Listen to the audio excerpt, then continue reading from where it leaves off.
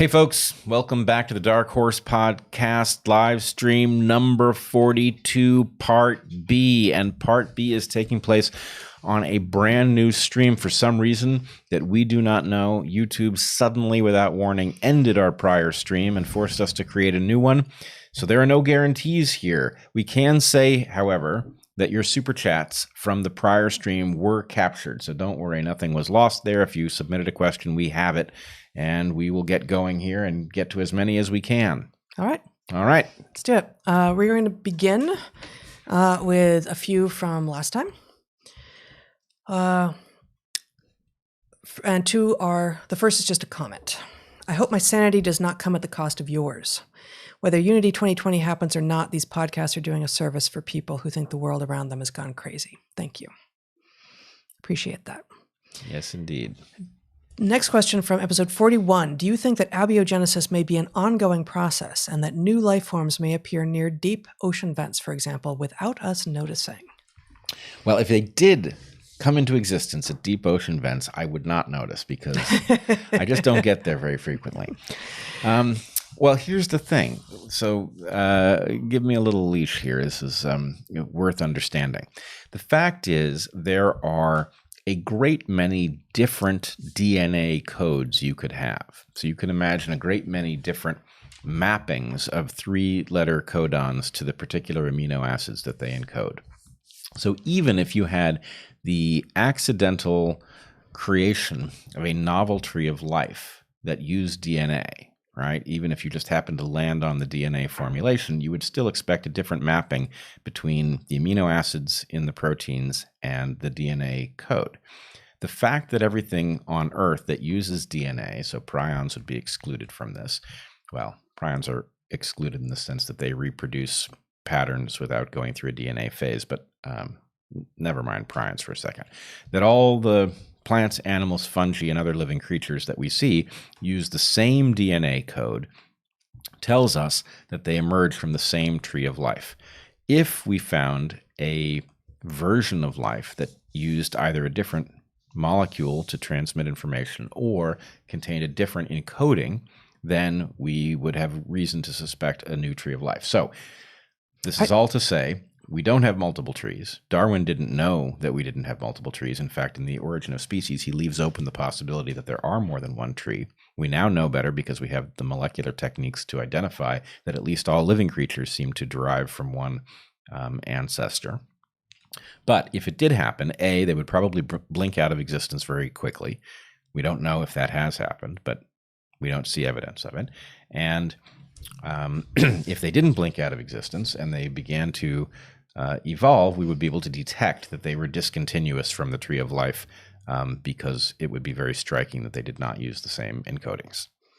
So I'm going to take issue with one thing in what you said, which is I can't imagine why we would expect that a new form of life would have happened upon DNA. This strikes me as the least probable part of it. And once you've happened upon DNA independently, like staggeringly unlikely, sure, it might use different codes from there on. But this is a theme, of course, that that I explored in the science fiction that I was writing a couple of years ago that has been sort of backburnered for the moment. But the idea of other evolutions of life even within our galaxy seems actually very, very likely. But we will know that it is a different origin by the fact that it has a different, what I came to start calling an infomol, an information molecule. Why would we start with the premise that, even if it had the same DNA, it would have a different code? Like just begin with, if it's really a new origin of life, it's almost certain to use, to have some different molecule whose business is transmitting information. Well, I'm going to take issue with your taking issue with my statement, because all I was saying is even in the unlikely event that DNA was the core molecule, which would hide the fact of it being a separate evolution, we would still readily detect it. So I'm not saying it's likely at all. I'm just saying even in the event that we are dealt the unlucky, confusing fact of a DNA-based life form that isn't from the same tree, we would still be able to see it easily. Yeah. For those watching, I will just point out that I have managed to con our two younger cats, Fairfax and Moxie, now on the scene into standing behind us and showing their cute little selves. So that's them post-cream meal. Okay, snakes have always been strongly present in human culture, whether as a force of good or evil. Do snakes and humans have an evolutionary history or link? There is no phylogenetic common ancestor between snakes that isn't the same common ancestor that all mammals have with all reptiles. That is to say, we do, of course, have a most recent common ancestor with snakes, as we do with every single life form on the planet. And in keeping with that last question, there is only one evolution of life on the planet that stuck. We know that because we have this one information molecule that is in which life is coded the same way. With the exceptions being viruses. There seems to be multiple evolutions of viral code. You have said. Yeah, I don't. That's not what I mean to imply. I believe that all viruses that we know of derive from that tree of life. Most likely way is that they are effectively genomic escapees from some other creature, but they are not evolved independently of the tree of life. That's what I thought you had said way back when we were first doing this, which struck me as very surprising. Okay, so we have just the one tree, and so we're no more closely related to snakes than a kangaroo is, for instance. But the fact that many snakes, although by no means all, are actually capable of posing a remarkable threat to humans means that any rule that suggests that you should be wary of snakes is likely to be a powerful one and to persist in cultures.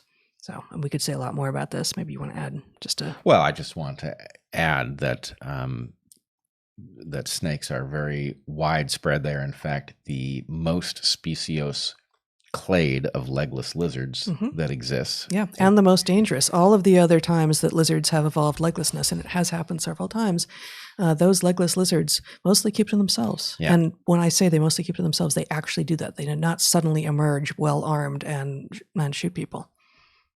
True. Yeah. Yes. I'm hoping that a certain number of people are sitting at home wondering if they really heard us just claim that snakes were lizards, which we did. Yeah. And that lizards lost their legs more than once, and only snakes really, well, they kind of ran with it. That's an odd way to put that. Yeah, it is. Yes, if you're curious about how snakes could possibly be lizards and what that means, I wrote an essay years ago, which you can find under the heading on being a fish. And so in some of your fish free time, you can read that essay and discover about seals being bears and the like. Seals being bears. And one more thing about snakes, and really, don't get me started. I could spend many hours talking about snakes. And I have in the past. Yes, you have. You used to get paid for it. I used to get paid to talk about snakes, among other things. Boids, which is a group of snakes that includes, of course, the boas, and is a fairly basal group. That is to say, that family hasn't changed as much since all of the rest of the snakes have changed a lot, as the other ones have. Actually, in their early development, have a little pelvis and little tiny hind limbs, and those things mostly or entirely disappear as when they're adults, but you actually see that happening, developing and then disappearing internally. Yes. They never, you never see boas with little tiny legs on the outside. But if you can see that if you dissect them, lost. you can see a little pelvis and femurs. I think they don't have the tibia and fibula. Yeah. Boids, which are very popular in the pet trade. They're staggeringly popular. If I had a boid, we don't keep snakes, but if I had a boid, I would name it David Boid. You would? I would. Yeah. Yes. No, and I would appreciate that. Okay. Yeah. Okay. Are ancient fairy tales and myths about monsters really warnings to kids about serial killers and child molesters? Well, they are certainly, ancient ones are certainly warnings about something, and how they work, we don't know. We could speculate, and certainly some of these things might be warnings about particular dangerous details of the world. I think Eric, it's his point originally, makes a point about evil step-parent mythology, which actually turns out to be a warning about evil step-parents. parents. You don't say. Right, I do say. How did he get there? That seems like quite a leap. No, well, I mean, I think the point is, evolutionarily, there's a very good reason for this pattern, right? Of step-parents being more likely to cause harm to children than genetic parents. Right, and you could imagine a woman steps into a man's life. He's got kids. She has no genetic interest in those kids. So in order to curry favor with the man, she would have to play nice with those kids. But of course, when he wasn't around, a different side of her might emerge. Sure. So the wicked stepmother is a resonant trope because there will have been many wicked stepmothers in history, which is not to say that step-parents are inherently bad. In fact, human beings routinely adopt children that are not related to them. Now, historically speaking, adoption would have existed, and it would in general have been babies or children who were related. But the ability to adopt offspring that are not yours and treat them very well exists. But the chances of a parent being a bad parent go up if the child is not related. I mean, I would point out that even our keeping of pets is effectively our ability to feel love for and to take care of a creature that is really not closely related to us at all. Yeah. So that capacity exists, but it fails more often when children are not related. And the step-parent situation, given the long lives of human beings and the likelihood that one partner dies or something, the chances that a child will encounter a wicked step-parent is fairly high.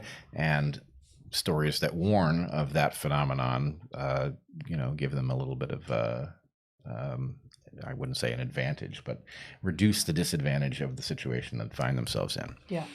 I guess I would just add, with regard to ancient fairy tales and myths being about monsters really warning kids about serial killers and child molesters, of course, there are also going to be distinct non-human monstrous threats in each of the cultures in which such fairy tales exist. And so you would expect the monsters to resemble something that is actually a possibility in the individual environments where the particular fairy tales emerge from. Which brings us to Komodo dragons.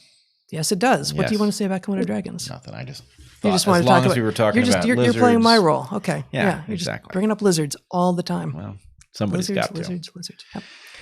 Okay, the next question, before we get into questions from the last hour, episode 42, is from the Discord channel. I said that we would answer a question from Discord once a week that they had voted on, that they wanted answered, and here it is. What do you perceive to be the downstream consequences of the destigmatization of sex work, particularly in young women? So this warrants so much, and I will begin by saying that this not exactly about sex work, but that I've got an essay that should be published within a few days at this point. It's not yet out, on the evolution of sex and the evolution of love, and on what I'm calling a kind of sexual autism, which can be produced by basically being an avid watcher of pornography. So pornography and sex work are not entirely overlapping, but this movement that calls itself sex positive, which basically says, any sex at any time is inherently good and sex work is inherently good, and we need to remove all stigma associated with it, has clearly been named in the same vein as many of these modern movements, such that if you resist it, it makes you seem like a prude. What are you, not sex positive? Are you sex negative? Do you not like sex? Well, no. So I would say, and this is an argument that we have both made, that the so-called sex positive movement is actually an anti-love, anti-connection, and really in a lot of ways an anti-sex movement, because it does move women, especially young women, into a mode that is more like one of the less honorable typical male modes, rather than us sort of being interested in a society and moving men and women both into a mode that is more like the ancestral female mode with regard to interest in long-term bond and commitment and healthy and wonderful and surprising sexuality. Yeah, I would just say, in addition, that the sex drive is among the most powerful motivators in the human arsenal. And that the rendering of many readily accessible ways to scratch that itch is having totally arbitrary effects on society. It affects the way families form. It affects whether people are getting the right kind of emotional stimulation to feel healthy. It affects whether people are accomplishing important things that require, striving and risk taking and all of these things. And basically, because sex is fun, people want easy access to it. But easy access to it is interfacing with what human beings are in a very negative way. And it is, I would think, it is spectacularly disempowering of women, that women effectively end up competing with things that provide satisfaction that don't involve any commitment at all, like prostitution and like porn and things like this. And so basically it is rendering the meaning in life much less meaningful. And so, that's a hard thing to say because, as you say, you're immediately understood to be a prude if you oppose this. And I would just say that the proper way to think about this involves thinking about tantric sex, which is obviously not prudish or sex negative, if that's even a thing. It's obviously extremely sex positive, but what it is about managing sexual desire in a way that heightens sexual pleasure rather than, if sexual pleasure is good, then more and easier and, less meaningful. So, sex positivity needs to be reinvented as something that is actually sex positive rather than just something that is in favor of more quantity of whatever low grade sexual satisfaction is on offer. That's right. And you used the word, if we had a one word answer to this question, you used it in that. So the question, again, just to wrap up, what do you perceive to be the downstream consequences of the destigmatization of sex work, particularly in young women? Disempowerment of women and therefore really ultimately of everyone. Okay. Next question. Thoughts on longevity and or immortality? Is death useful in the sense that it may push a sense of urgency? If given the option, would you live forever? God, no. It's a lot of questions. Yeah. So this is a tough one, and nobody ever likes my answer on this, which is evolution solved this problem long, long ago, and the fact that you don't like the answer doesn't mean it isn't the best answer going, right? What evolution has done is it has solved all of the problems that block us from immortality or indefinite longevity, which is probably the better way to say it. It has solved them by allowing you to take the part of you that matters and to upload it to the next generation minus the part that's no longer relevant. And so the point is we do this, and we do it through the production of offspring, and those offspring take a tremendous amount from us at a cognitive and emotional level. That's a large part of the meaning of childhood, is the conveying of important concepts, skills, everything else to creatures that matter, because preserving your body indefinitely, A, it ain't going to happen, and B, it wouldn't be a good solution, because for one thing, what is it that you think you know that's so all-fired important that we need to keep your version of it around forever, right? You want to keep seeing things. We get that, right? We're all wired to want to continue to live. And so the idea that death is frightening and makes you look for alternatives to it is natural.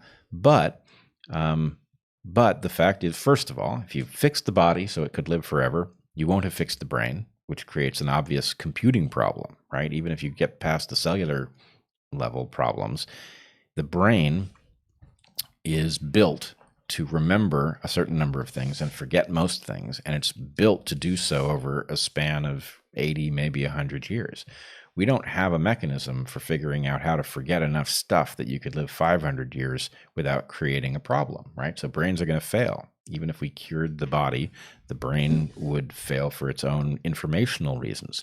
If you could cure the brain, what would life look like when you were young? You'd be forgetting so much stuff in order to leave room to remember that rare thing that actually was going to matter in a life of 500 or 1,000 years, that you'd be unrecognizable as a person. And I think the fact that anybody thinks that this is workable is a measure of their wishful thinking more than it is a measure of the tractability of the problem. It's not tractable. And what do you know? We already have a solution, and embrace it, because it is the fact that your death is coming that gives life meaning and makes it precious. So, treat it as precious.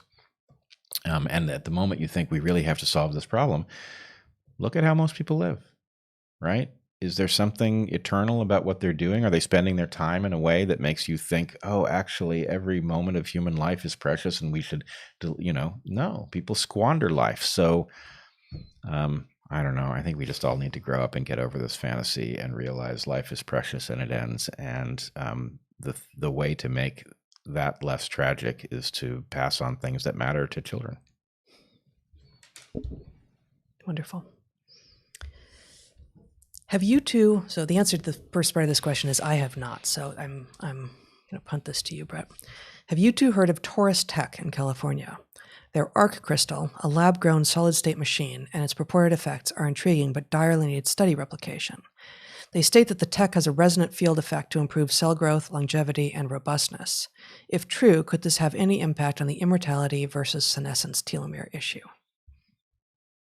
I would need to look at that. I must say the description there strikes me as not very likely. Yeah. But you have not heard of it. Because I haven't heard of it, I can't. Yeah. I don't want to dismiss it because I don't know. Mm-hmm. But yeah, I'm skeptical. How does the significantly reduced amount of ADHD and Asperger's in Amish communities compare with the overmedication epidemic and the outmoded hidden curriculum in schools? Is it as simple as letting children be free range? So there's a lot in here. I'm not sure what quote unquote hidden curriculum refers to here. I have my suspicions about what it might mean, but I don't actually know that phrase in quotes caps, so I'm not sure. But the larger question is fascinating. I didn't know. So this is the claim in the question is that Amish communities experience lower rates of ADHD and Asperger's than do sort of general population of the U.S. at large. If that's true, and that sounds likely to be true to me, but I don't know it to be true, to what might we ascribe this? And so So putting aside the hidden curriculum question here, the two possible explanations that this questioner suggests is pharmaceuticals, the overmedication epidemic, and basically overscheduling, I guess I would say, with regarding letting children be free range. And I think that 100% both of these things have to do with failures in development that mainstream American children are experiencing at terrifying rates, that they aren't being allowed to take risks and live and explore and actually make mistakes for themselves, either actually, which is to say, let them be free range, don't make them have lessons, every single moment of every single day. And this is, of course, speaking absent the COVID lockdowns and virtual schools and such, which changes everything. But then also do not drug them into submission. Some people need some mood disrupting or enhancing drugs in order to live full and normal lives. We should always think very, very carefully before we give any drugs to children. And we should also think very, very carefully about what that's going to do for development when it's something as powerful as, for instance, speed or an SSRI. I would add that what we can say almost for sure is that ADHD, to the extent it exists, and Asperger's are sure to be, at least in part, responses to novel phenomena. And those novel phenomena can be pharmaceutical in nature, but they can also be something like screens. And in fact, there was a very interesting study 10 years ago or so that actually advanced the hypothesis that autism was being caused by screen time on the basis that it seemed to correlate with bad weather, the implication being children were indoors more and exposed to televisions. The idea underlying the whole thing was that by you're placed in front of a screen in a way that no ancestor would have been. You see a person there. They might be a face distance apart and they are emoting and talking, but they don't respond to you. And so in some people, this would break the developmental process that would cause interaction between two people who were face to face from developing properly.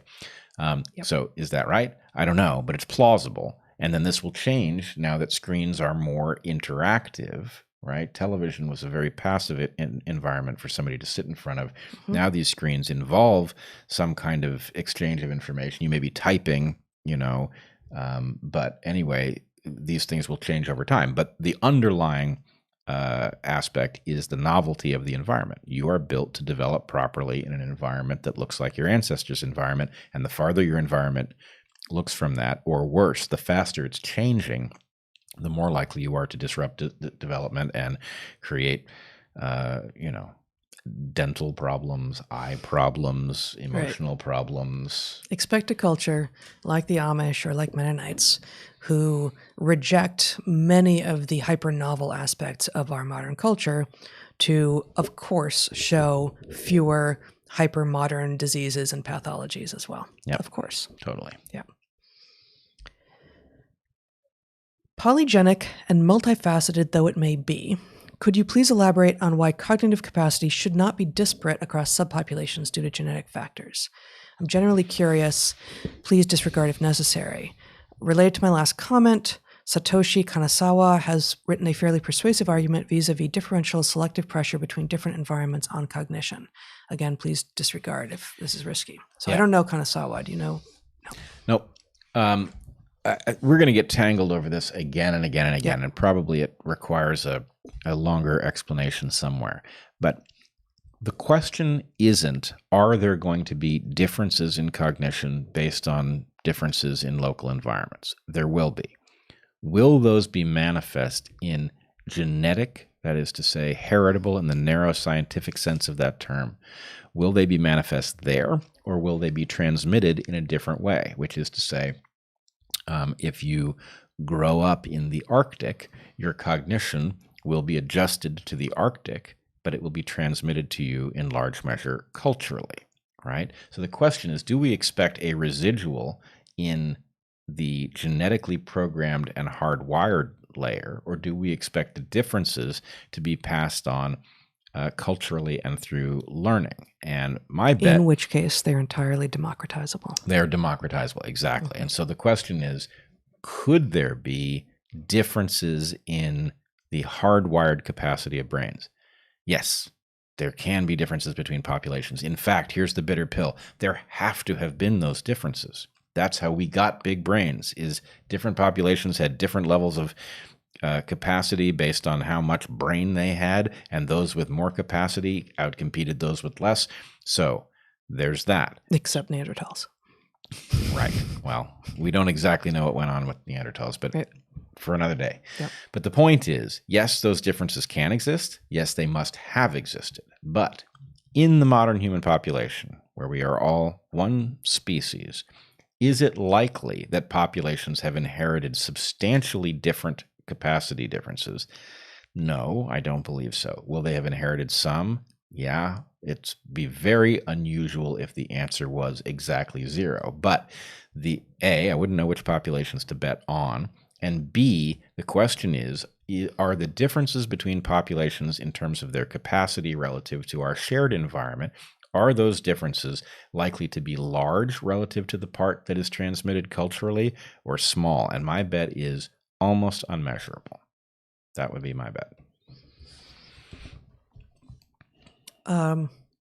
Please make unity long-term. We need a manifesto of bipartisan issues, term limits, election, tax, and education reform, legalize pot, find and run 535 courageous patriots for every seat in Congress, and start real long-term change. All right. First, we need to get our Twitter account back. No, I appreciate it. Obviously, to the extent that unity is a resonant idea, it is a timely idea. It needs to extend well beyond the presidential election of 2020, no question. We do have a national emergency, though, and so for the moment, we're focused on the highest leverage pressure point that we've got in hopes of getting us pointed in the right direction as quickly as possible. Yeah. And we might also actually come back to this question of whether or not I mean, I think bipartisan just says that there are people on left and right that really want these things, term limits, election tax, and education reform, et cetera. But that legalization of pot is actually itself strangely polarizing. I have begun to see a number of people basically making the argument that because it is not fully understood in terms of its mental effects,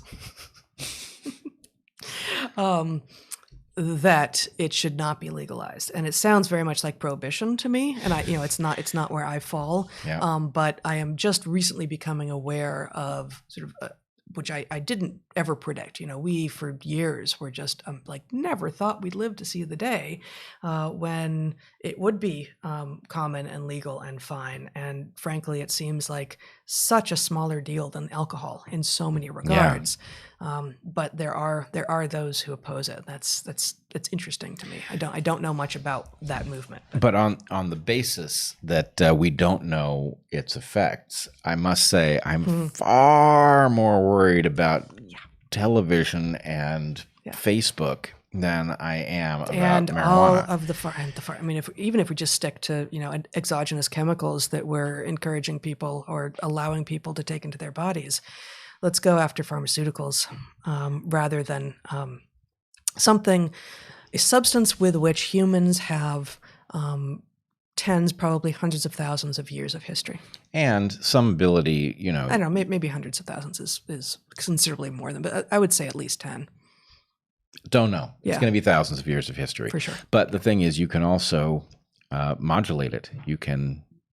the effects are ones that you are aware of in large measure, and you can decide whether they're positive or negative. Whereas the fact of television and Facebook makes you think like a corporation, right? That's a hazard right there, and you can't even detect you're doing it, right? And so I would just say, will there be negative effects of people using marijuana? Yes. But we have so many of these cognitively disruptive forces that cause you to do self-harm that something that has arbitrary effects is not the place to spend your time worrying. And actually, I think if I were to point to a big risk of marijuana, it's that market forces drove farmers to create selective forces on the marijuana itself to increase the THC content so high and simultaneously decrease the CBD content such that you have much more ability to let a small amount get you high. But the THC tends to come with sort of psychotic effects, and the CBD would tend to, as far as I understand it, along with some other active molecules that we don't even have named yet for the most part, mitigating effects of the... Wait, don't step on the trackpad yet. Some of the other bioactive molecules in marijuana seem to, in its less human-selected state, mitigate the psychosis effects of the THC, and now we have such strong weed that it's actually much more dangerous than it was back when it was becoming something that was increasingly widespread among young people. Well, interestingly, it's not really even market forces, I would say, that did that. It was the way we punish. Right? Because it was criminal. It was the law. It was the law. You punish on the basis of the weight. And so, but it was also about crossing borders, right? It was, I think, the same thing. Yeah. So the point is, well, maybe detection. Exactly. But you were avoiding the law. You made it stronger so that less weed had greater effect, which meant that when you were caught with it, the weight that was recorded was lower, and the chances of it being found crossing a border is lower. So that's the law causing it to be concentrated, which has now turned it into actually quite a powerful drug where it was not a powerful drug. So back when it began to be demonized, it was pretty mild and pretty manageable. And so to the extent that... far safer to sit around with a bunch of friends smoking a spliff in the 50s than sharing, than each of you having a six-pack. Right. Yeah. I mean, you're less likely to get into a fight, less likely to crash your car, all sorts of things. So the fact that a safe drug was rendered dangerous by our treating it as if it was dangerous, and now it's something that we have to worry about because actually the effects are substantial, that's an argument against trying to regulate it rather than regulating it into oblivion, which doesn't work and makes it worse. Yeah. Okay. I don't know what this one means. Do you know? Should I read it? I have no idea what that means. So it's a reference to Gator on the character on Twitter whom we know. Well, Al Quinn, if you want to clarify, we will read it, but not knowing what this is about, I'm not going to read this out loud, okay? What are your thoughts on the social, moral, and ethical implications of technologies such as CRISPR gene editing becoming available and accessible to the masses?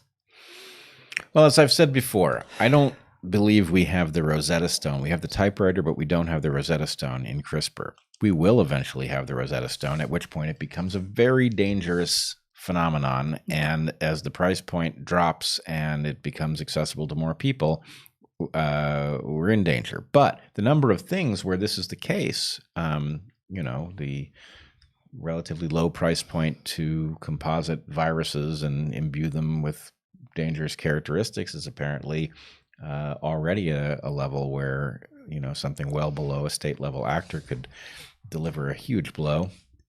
So dangerous. We have to rethink how we do all of these things. The ability for some entity to do something that is in its interest, where either the risk of it spilling out into the world and doing spectacular levels of externalized harm is there, or it could intentionally be weaponized. We're going to run into this technology after technology. And at some level, just as we decide with the right to bear arms that the right to bear arms does not involve your right to a bazooka or to a nuclear weapon, right? We have to decide what we're going to do about the technologies that we cannot afford to be available to every insane person or criminal organization, and it's not an easy question. It's going to involve a new understanding of the legal limits of certain rights. On the other hand, all of our well-being is depending on the ability to figure out how to regulate those things. Yes. Was there resistance to the initial 1970s real-life enactment of the Turner Ward play that started Evergreen's Day of Absence ritual? A yearly theatrical performance might have sufficed as a learning device. I don't think so. So this is in reference to the Day of Absence and Day of Presence ritual that began, I don't know when, maybe in the 90s something. Maybe it began. No, it began almost at the beginning. Oh, did it? Okay. Yeah. So the original play is 50s, I think. 60s, I think. 50s, 60s. And then this Day of Absence, which was established to demonstrate the importance of Black people in the original play, the town, and on campus, then got reversed in 2017 to much fanfare. Was there any resistance? I've never heard of any resistance. No, I don't think there was. Yeah. And would a yearly theatrical performance have sufficed? I don't know. I suspect that it might, like, if it was really just that play year after year after year, it might just have become too commonplace. Just the way you don't notice your furniture until something happens on it or you move it around or something. Like you need to actually move stuff, no matter how powerful and necessary it is in your life. You need to change it up in order to be reminded of its power and utility.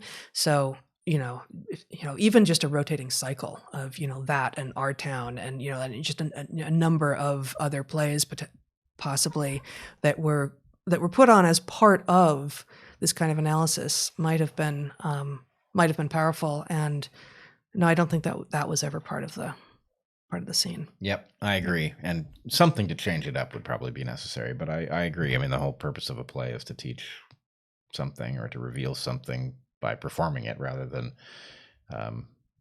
dragging it into the world. Yeah. So next one, my vote is that you draft your cat for Unity 2020. Because presumably he's willing to share his ass with the world, and that would make him a good candidate. I think he's not quite up to the job, actually. Next one. To what degree, if any, is Unity inspired by the Roman office of consul? Is this an office that you would like to see integrated or resurrected into our system? I don't know my Roman history well enough to speak to this. Yeah, you've caught me off guard. It's certainly not consciously deriving from it, but I'll need to look into it more to know whether there's something to revive there. I have heard it mentioned in a couple of places, though. Okay. What time are we at, Zach? About 38. 38? Okay, we'll do 3 more here, and then we'll skip to the next stream. Is there a tie-in with what is going on now and the Dove and Hawk GTM, game theory manifestation? I don't know what GTM stands for here. Where the Dove mindset grew too large and self-imposed segregation, and now the pendulum has swung to the opposite side with progressives. I'm trying to map it onto that. Yeah. I don't see it. I mean, I think what really happened is you have 2 parties that have taken up influence peddling. Their influence peddling has resulted in people's well-being being absent from policymaking, which has resulted in suffering and inequality and a feeling of anxiousness over what's coming. People have learned that they are just sort of being carried along planktonically rather than being the objective of policy in some way. And it's resulting in lots of incoherent lashing out, right? It's resulting in the lashing out at immigrants. It's resulting in the lashing out at government. It's resulting in lashing out one race against another. And I basically think it's incoherence that we are seeing rather than strategies that are, locked in some kind of battle. It's a loss of meaning and coherence more than anything else. Do you have thoughts on Neanderthal predation and raping of early humans? If true, what would be the genetic legacy? And could it support Bret's idea of genes seeking self-replication at the expense of other? Well, so I don't think that's not your idea. No, it's not my idea. Of course, it could leave a genetic legacy. Yeah. It could also die out. Yeah. I guess I would say I think there's an awful lot that we could learn if we had better information about what had taken place between those 2 sister taxa, but I don't think we do have good information yet. Yeah. Final question from this live stream before switching to the next one. I'm from Peru, and in recent years, I've noticed that many American tourists come here to drink and experience ayahuasca. Why is this happening, please? I think it's a get wise quick scheme. Not the drinking so much. No. I mean, I think it's really 2 different. So there's the recreational people coming who are drinking and, hey, of course I'm going to go do ayahuasca. But yeah, at some level, it has become relatively inexpensive to do the traveling. People are very focused on what they can report back to their social groups. Of course, drinking is just sort of a constant mode, and ayahuasca is something you can definitely report back, and people will want to hear what you have to say. And so it's not surprising that people who are in a position to produce ayahuasca have discovered that they can earn by allowing gringos to partake, and that that gringos are interested in doing it because there's a kind of extreme ethos, and ayahuasca is extreme in this regard, right? There are lots of things that you can find short of ayahuasca, but people don't necessarily get real excited to hear about your mushroom trip. They definitely want to hear about ayahuasca, and they aspire to do it themselves because they want to be telling a story somebody else wants to listen to. And so anyway, I think all of this is a bit tragic because I do think, especially if one attempts to meet ayahuasca on its own ground, right? Its own spiritual context. And I say that guardedly, right? But the point is, those who have wielded ayahuasca for thousands of years have some insight into what is to be derived and how to derive it. And it is not necessarily clear that you can just simply create that scenario for gringos in Peru, but the attempt is necessary. And, basically you want the remote version. You don't want, what would be the equivalent of, yeah, I went to Mexico, but really what you did is, you went to Cancun. Yeah. So, there are those who are serious about these things, and there are those who are just finding a market opportunity and exploiting it. And it matters a great deal. With hallucinogens, context matters so much. And in this case, maybe even more than normal. All right. Beginning with Super Chat questions from this hour. Check Chloe's tweet on James Baldwin from his book, The Fire Next Time. There are some similarities to your YouTube video, Speak of the Devil. Also, please have Chloe on again. She's the best. I'm wondering if this is a new. So Chloe Valdery is a huge fan of James Baldwin, as we came to know actually when we spent a few days with her. Which is also when she was on the podcast. She's fabulous. And if this is a new tweet, it'll be easy to find. Yeah. Whenever I see a self-perpetuating dysfunction, I get suspicious, particularly when it happens generationally and especially when in pairs. In contrast to mind viruses, might some evils have two genders? I think there might be something very interesting here, but that it's slightly encoded, and I'm not sure how to crack the code quite. When it happens generationally and especially in pairs, this is about what's the term? Codependency? Is that what this is about? Dysfunction? Yeah, two Maybe. Dysfunctions that need each other. So I'd be curious what the examples are here. Yeah. I think the examples would help us unpack what that means. Yeah. But yes, it is entirely possible for something that is not viable on its own to be viable in partnership with something else, and it is possible to pair two such things. So anyway, it's an interesting idea. I'd love to know exactly what you're thinking about. The Militant Moderate asks, the Articles of Unity YouTube channel ought to release a montage of people from both parties claiming that will spoil the election for the other side, maybe collected from Twitter and Facebook posts. Loved the chat with Governor Ventura.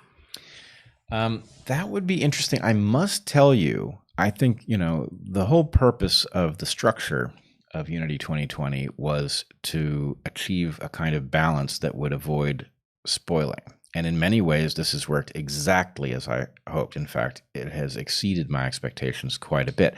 One way in which I do not see balance so far is that Democrats insist that this is going to spoil the election for Trump, even though the evidence suggests that, if anything, to the extent that there is a slight bias, it draws more from Trump supporters than Biden supporters. So it would tend to spoil it the other direction to the very tiny extent that there's any tendency of that nature at all. Well, the question claims that both people from both sides are making this claim.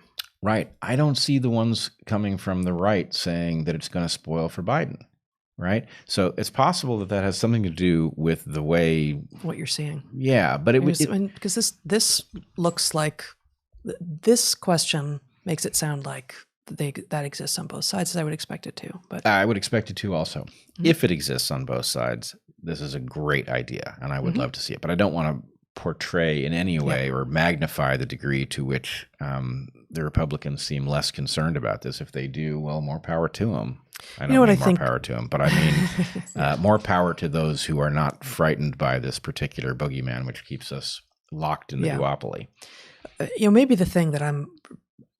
one of the things that I'm really excited about with regard to Unity, and I don't remember the numbers, and I'm sure they change regularly, and I don't know who's generating them, but the idea that a substantial fraction of the people who are voicing support for Unity are people who say that they would not otherwise be voting.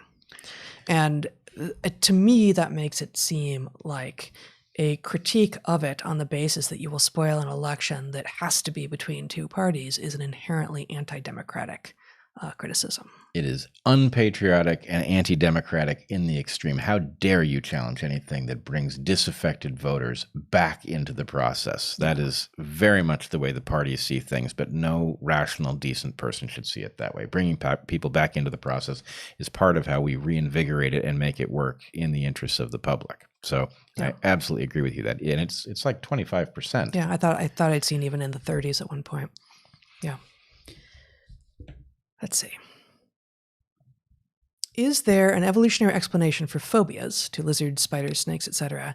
And if it is or used to be beneficial to fear them, why are some people deathly afraid while others aren't too bothered? Thanks for everything you do. So this question will have come in after we answered that earlier question about snakes, and I think it plays right into it, that basically most places where there are snakes, some of those snakes are going to be poisonous, and it's easier and safer to have an across-the-board phobia. I've been places where there were some very, very wrong beliefs about, for instance, one place I spent a field season in southeastern, can't remember, someplace in Costa Rica, suggested that boas are baby crotalids or baby pit vipers. And so if you kill boas whenever you see them, you will decrease the population of pit vipers. And of course, this has no truth whatsoever. And the boas there don't grow big enough to cause any harm to you, and you really should not be killing them. But people would hack up boas with machetes whenever they saw them. And this is really, really unfortunate. But it did speak to this larger truth that actually the pit vipers, of which there were several species, could be deadly, and they were dangerous, and hacking them up when you saw them, although not something that I ever did probably leave more people around if they managed their, the spaces around their houses like that.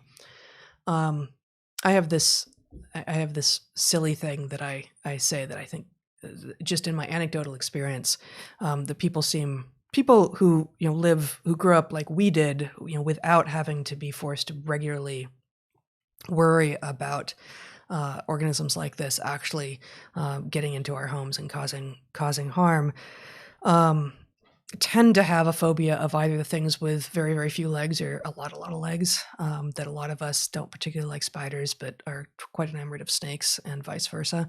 And I see no reason why this would actually be true, but I sort of enjoy recognizing this in people when I see it. Yep. I am of the camp that fears things with odd numbers of legs. Odd numbers of legs. So after the cat has bitten a leg off a spider, then you become afeared. However they get there. Mm-hmm. I will say, I think the general answer here is, one of the magical things about the way our minds work and develop is that we may have a prejudice that's built in, like there may be an underlying prejudice against snakes, because if you don't know something about a snake, there's a danger that it will be dangerous to you, and there's a limited value of you're encountering the snake and not worrying about it. Now, of course, if you eat snakes, that's different. So basically, you want to be able to reschedule these things based on where you are. A general fear of snakes in a place where there's no dangerous snakes. Maybe snakes are a safe food source. In a place where some snakes are dangerous, but most aren't. Maybe you need to get really focused on which snake you're dealing with and think about where you're putting your feet. Yep.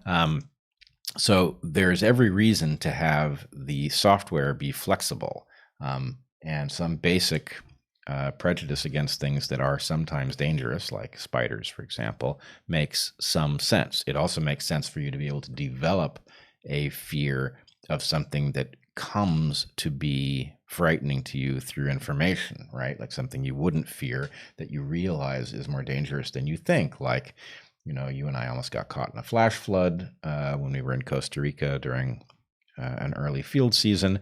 So I've never looked at rivers the same way after that. I saw something. But you can imagine the software is flexible for every reason you would want it to be. And that means that you can get bad stuff in the software, and you can be irrationally afraid of something that isn't really a hazard, or is a hazard so rarely, like, airplane crashes is a hazard so rarely that to whatever degree you are dissuaded from doing something because you're afraid of being in a airliner crash, you're making an error. So flexibility is good, but it leaves open the possibility of bad programming that's arbitrary, and that's not good. Yeah, no, absolutely. And I guess just one more thing here. I don't think any of these examples that are given in the question, lizards, spiders, and snakes, and of course, as we said earlier, snakes are a type of legless lizard, have the capacity to spread disease to us. I don't think any spiders can, but all correct me if you think I'm wrong, but I think you're thinking can't think of any example. All spiders do have venom, so all spiders can envenomate, but most of them don't do so in any way that's going to cause anything but a slight irritation. And of course, most spiders are small enough that they'd be hard pressed to get anything into you. with regard to lizards, though, that subset of lizards that aren't snakes, there's only 1 or 2 venomous lizards at all. So the idea of being scared of lizards in any way is actually is the surprising one to me here. And I say that as just someone who's a huge fan of lizards, but it makes me wonder. Sure, they have a bite, and you got to know how to handle them if you want to handle them. But I don't think that other than the 1 or 2 species, I just can't remember if it's 1 or 2, of actually venomous lizards, non-snake lizards, if they're not actually potentially vectoring any diseases, and I don't think they do. So there's lizard malaria and there's human malaria, but I don't think like an Anopheles mosquito that bites one can bite the other and transmit lizard malaria to humans. I don't think that can happen. They can tear open your skin, some of them, and cause an infection, but they're not vectoring disease. I don't think so. So the lizard one is actually the surprising one to me on that list, unless people are correctly intuiting the phylogenetic connection, which I doubt, which is that snakes are lizards and therefore just be wary of all the squamates. Yep. Have you seen Eric's latest tweets? Apparently, he is in discussions with Jack Dorsey about the Unity Twitter ban. He says it has reached the highest levels of Twitter Corp. Yeah, I saw one of them, and it's hopeful. Yeah, I can't say I've seen them all, but I was up to date at some point before our stream. I was quite surprised to hear some of the things that Jack seems to think Unity has engaged in. As I said on our main live stream, it's a big organization, and so we're doing our best to figure out whether there's something that we should know that we don't know. But I believe Twitter has misunderstood what took place and that it has treated Unity very badly. And I must say that at some level, I do suspect that there's something political underlying that, even if we are being told otherwise. So this is regarding our search for the name of a category of book that tends to be used as a sort of a weapon to shut down conversation. I suggest you call the category of book Osterweil's Defense. If you don't know why a book was written, it must have been written for a good reason. So I think that last thing is said with some irony, and this, of course, is reference to Chesterton's Fence, which we've mentioned several times. It's, of course, too wordy, and it gives too much credibility. It gives too much to Osterweil, or however her name is pronounced, who wrote this insane book defending looting. But I like the thinking, and I'd like for us to find the category name.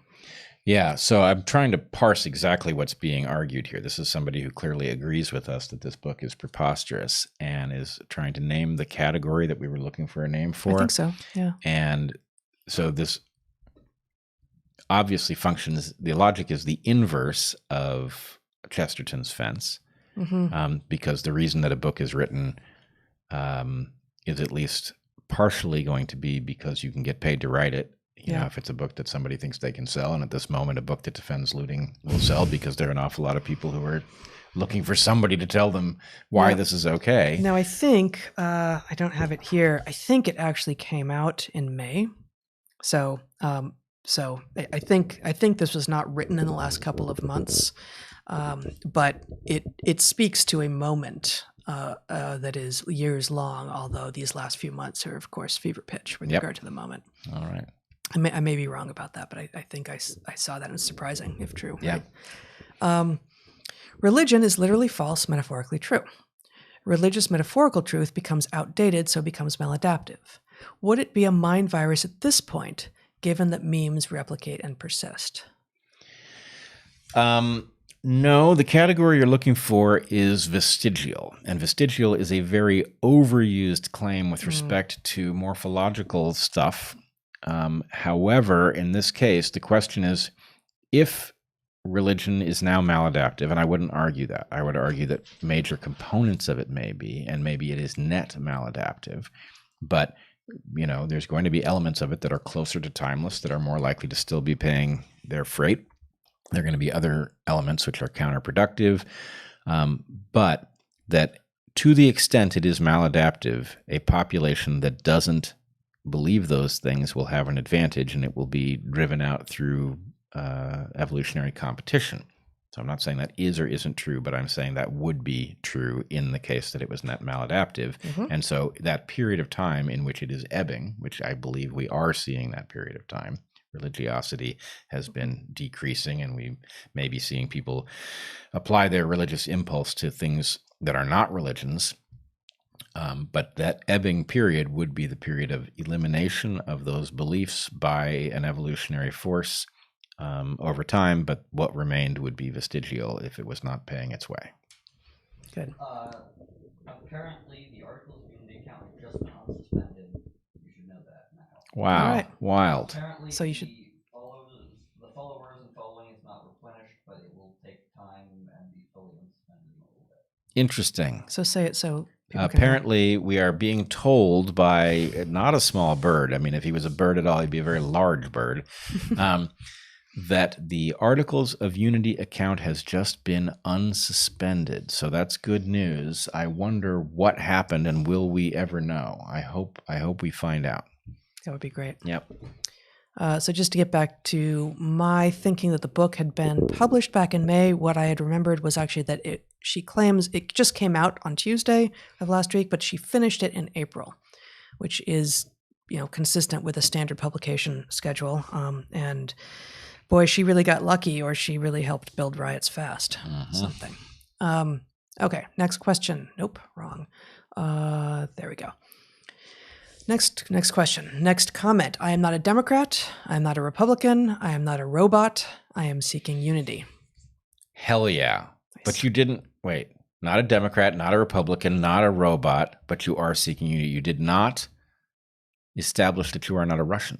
That is something else we have been accused of. But so the Russians weren't just Russian bots. It was actual Russian bots just, for the win. Russian bots for the win, yes. Yeah. And I can prove that I'm not a Russian by virtue of how terrible my impression of a Russian accent is. It's so bad I couldn't possibly be Russian. That's basically... Maybe you're just a bad Russian. I would think even a bad Russian, if I'm to believe the movies and cartoons that I've seen, a Sure. bad Russian would have a particularly thick accent. Mm-hmm. It would be readily detectable. Empty bottles of vodka littered at your feet, probably. Yes, exactly. Yes. And the sinister nature of their being would emanate forth. You would Probably smell it. It's a cartoon. You don't smell much, but But you could see the little waves. yeah, little waves Smell. of Yeah. sinister thought. Okay. 1 hour. Okay, we're going to do a few more of these. I am currently reupholstering an old wingback chair. Any tips? Yes, absolutely. This is actually one skill that neither of us have any experience in. And, there's a lot of things you could ask us about. Oh, you're about to know. You don't know that. I think I do. If I had a nickel for every wingback chair I had reupholstered, what is a Can you wingback draw? chair? I was going to say, I bet you can't describe a wingback chair. No, in fact, all I'm seeing is wingtip shoes, which I'm sure. Well, do you want to know how to reupholster your wingtips? Yep, Bret is the guy for you. absolutely. That I have done. Yeah, we have no idea. No, I'm sure there's YouTube videos for that. probably. Google New York City crime statistics by race. NYPD graphs. Show. Oh, show. Okay. NYPD graphs show 90 to 98% all crime by Black and brown people. Does more crime create worse cops? Does less crime allow cops to be more calm? Isn't this the root of the problem? First of all, I wonder about those statistics. Yeah, that seems suspiciously way too high. yeah. But does more crime create worse cops? It certainly creates more stressed cops. And does less crime allow cops to be more calm? For sure.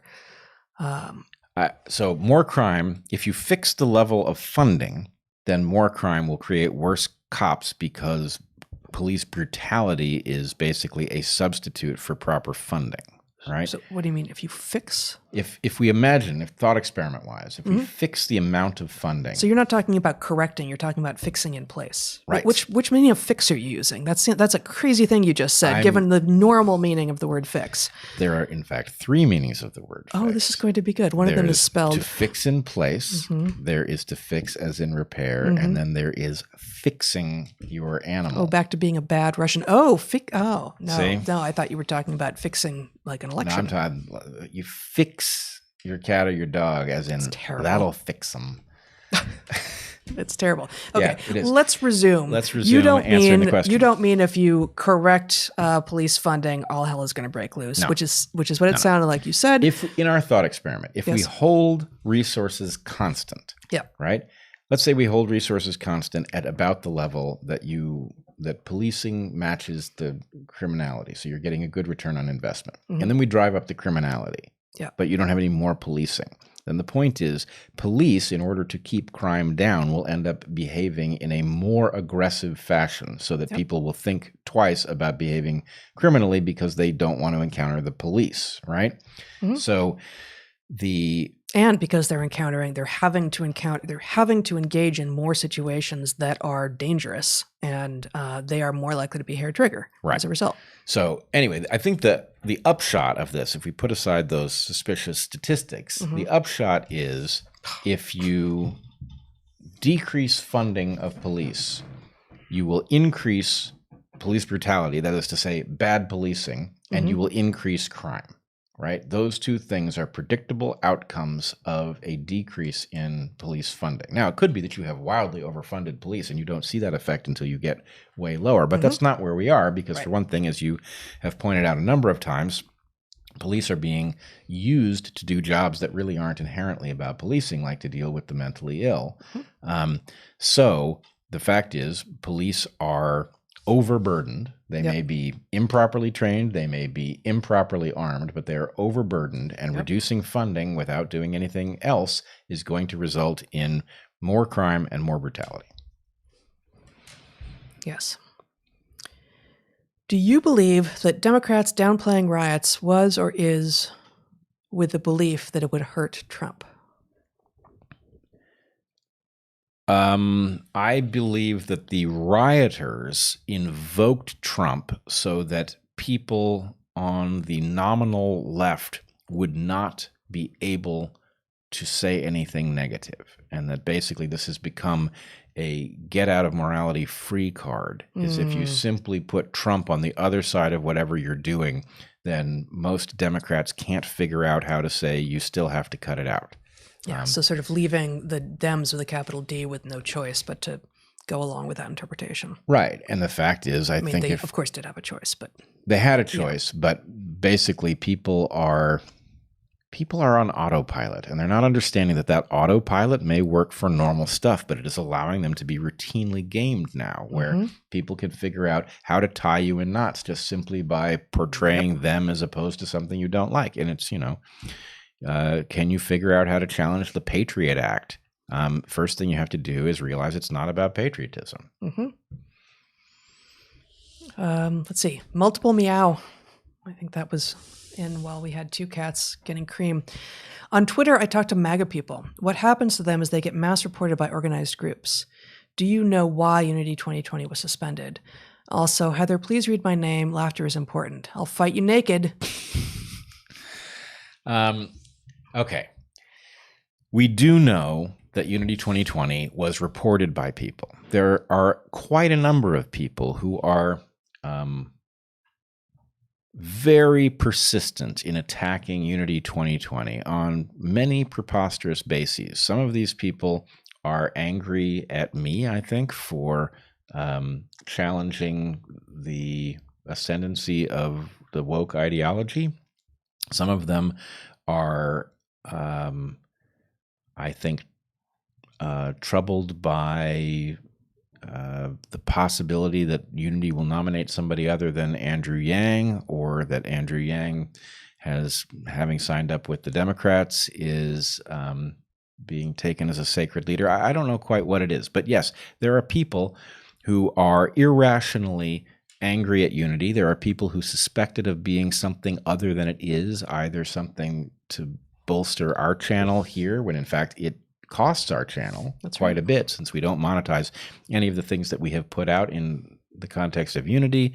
Anyway, we could go into why it's costly, but no, this is, you like it or hate it, it's motivated by exactly what we said it has been motivated by, which is a sense that the nation is in danger and that we need a solution, and that this is an emergency plan. So anyway, yes, we do know that it was reported, and the fact is that a system in which your enemies can report whatever you're doing, and that gives Twitter or whatever platform license to do whatever it wants, because it's going to say, well, you were reported for spamming or whatever it was. Mhm. That is a system in which the platform is given complete discretion to do what it wants, and it can hide behind the idea of reports by people who were motivated by confusion or malevolence or whatever. Yep. 4 more. Have you read Ron Unz's Myth of American Meritocracy? No, is the answer to that part of the question. I doubt you have either. Nope. It argues that Jewish whites are 450% overrepresented as Ivy League students compared to their percentage of high ability students in the general population. Do you have thoughts? Well, I don't think it argues. It sounds like it claims. Yeah, it puts forth a number that is or is not true. Yeah, So the question is like, if that is true, yeah, then what do we make of it?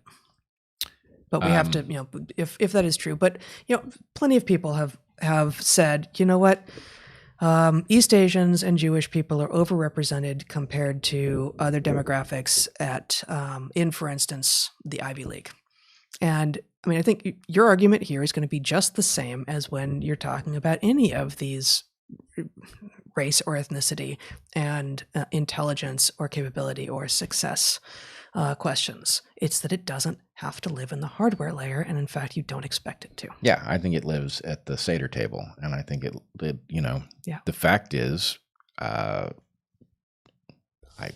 know more Ashkenazi Jews than I do Sephardic Jews, but I will say it. Ashkenazi tables, it is very frequent for people to have good-natured but pointed arguments with each other about stuff that matters. Mm-hmm. And the fact is, I think it creates a culture of holding each other's feet to the fire. It creates a culture of, getting your ducks in a row before you make an argument and figuring out which arguments are secure and which ones are going to give way underneath you, and that has impact. And frankly, I think it's valuable. I think it has a lot to do with having lived as a diaspora, which is a very vulnerable position to live in. And that, there's clearly something going on with success in certain realms by Ashkenazi Jews. And I think it's worth learning from. Yeah. And, the Seder table, I think actually the Seder table as a model that can be moved into other realms of life would be a very powerful thing to explore. And as you were talking, I thought, of course, I didn't grow up with a Seder table in my own house, but I got to visit many among family friends and friends. And I think that you and I both, together sort of co-created a kind of Seder table phenomenon in our classrooms. That is actually what we did. And it's the opposite of the now common use of the term safe space. We created spaces where we actually had respect and trust for one another, our students and us. And they knew that when we disagreed with them or criticized them, that we were not making a personal accusation about them or claiming that they were not worthy, but perhaps their ideas weren't. And we were willing to get into it with them. And this created an actual, it's like a Seder space. It is an actual safe space that creates anti-fragility rather than weaklings. It is a socially safe space created amongst people who are honorable enough to handle it, and it creates the right incentive. Because if we challenge the student's argument, and that's weak, because if that were true, it would predict these things which we don't see. Mm-hmm. And then the student thinks about it, and they say, actually, I think it's true because X, Y, or Z. And then you say, yep, you got it right. That's compelling. Mm-hmm. Then the point is, it reinforces this sort of careful thinking and extrapolation behavior that is the stuff of nuanced thought. Yeah. 3 more. Hi, Bret. Your perspective has been very insightful and influential on my thinking. I'm curious if you think that Unity 2020 could lead the way to Game B. Good question. I have been talking to people in many different realms about the idea that these things are all manifestations of the same phenomenon in different realms. So I don't see it as just Unity and Game B. I see Unity as it's apolitical, but in a political realm, it is a manifestation of the same kind of thinking that Game B is at a complex systems and society level, which is the same thing as IDW is in discussion space, as open source movement is in the technological space, as blockchain and crypto is potentially to the financial space. All of these things are attempts to solve a systems level problem with a higher quality answer that is stable and competitively viable. And anyway, my hope is that all of these different entities are going to recognize the shared objective at a system that works with minimal architecture, and that they will join forces, because that's a much more powerful response to the problems that we find ourselves with than each of us trying to solve our problem individually and thinking that those other projects have nothing to do with it. Yep. I realized I skipped one, and it's a comment, so I'll go back to it, and then we'll do the last two. Wait until the pro-rioting lady realizes that many words in English that refer to government institutions come from the Norman oppression of the English. If you're interested, there's a very good language focus on this. Yeah. I admit I don't know what words we're talking about. I don't either. Yeah. Can either of you offer your insights on styles of instruction between institutions? Methods shared in academic learning or medical training versus corporate or military style training. Any observations would be appreciated. God, there's so much to say about education, and we know less about, for instance, exactly what happens within, say, military or even at medical schools. One important distinction being that when there is an understood goal, in something that can be called a trade school or professional school, where you're there to become a doctor or become a coder or whatever, there is less room in the curriculum for exploration and for just kind of sitting around and exchanging ideas, and you don't know what the goal is. And that's what liberal arts is supposed to do. It's supposed to provide room for exploration such that you can not only be your best self, such that you can go out into the world and make a difference and make a living, but also become your best self. So that's one distinction that I would make that is an important one. I would argue that the hidden secret to improving education in everything is understanding the motivational structures underneath, and that what we saw with people educated in a standard way who then came to us is that they very often had perverse incentives built into their mode. In other words, if you were a very good student and being a good student got a lot of accolades from the people at the front of the room, maybe you got very focused on what the people at the front of the room thought rather than what was actually true, which meant that you couldn't innovate beyond what the person at the front of the room knew, because they would think it was wrong, and you would have to have the courage of your convictions, which you hadn't learned the taste for. So in all of these things, you want the person to want to engage in the exercise that makes them smarter or wiser, and you want success to line up exactly with the thing that they should accomplish when they get out of the exercise and into the real thing. And so, ultimately, if we survive, what will education look like? It's going to look like games, puzzles, exercises, role-playing, all sorts of fun stuff. Sitting around campfires together. Sitting around campfires, yes. In fact, exploring remote places. Hopefully, eventually, if we do our job right, you stop knowing when you're working and when you're not, and or when you're learning and when you're not, that these things bleed into each other so seamlessly that you basically know that there's stuff that you feel rewarded for doing, and either it's enhancing your toolkit or it's wielding your toolkit or it's doing both, but that the process of being human becomes intuitive and highly productive. Last one is a comment. That's a good one to end on. Today is wonderful. I watched the campfire show, I have some ice cold beer, and now I have 2 hours of 2 happy cats and 2 beautiful, intelligent podcast hosts. I really love the insights you both give, and thanks for all that you do. Thank you.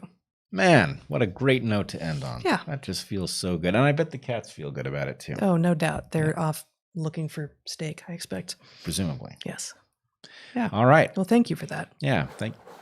Thank you so much. Yeah. We will not be back on Tuesday. We will be back in a week. with another live stream. There will be at least one Dark Horse podcast. Well, there will be one Dark Horse podcast being released between now and then, and I think at least one campfire as well, maybe more than that, from Unity. Yeah, stay tuned. Assuming our Unity account really is back up, if you're not signed up for it, please sign up on Twitter. Give us your email address in case somebody else comes after us and cancels our account. Do that at articlesofunity.org. Sign up for, you have a Patreon thing upcoming? Yes, we have the private Q&A for Dark Horse members tomorrow at 11 a.m. So if you sign up on my Patreon at the $5 or more level before tomorrow at 11, you'll be able to go and see the link for that. And we'll do a 2-hour Q&A, the questions we've already received. In the beginning of the month, you will be doing your big ticket Patreon conversations. I cannot believe this month is over. I cannot believe it. And so it goes. Yeah, all right. And so it goes. Good. Well, anyway, it's been great, folks, and we'll see you next time. And get outside. Yes, get outside while the sun still shines. All right, be well.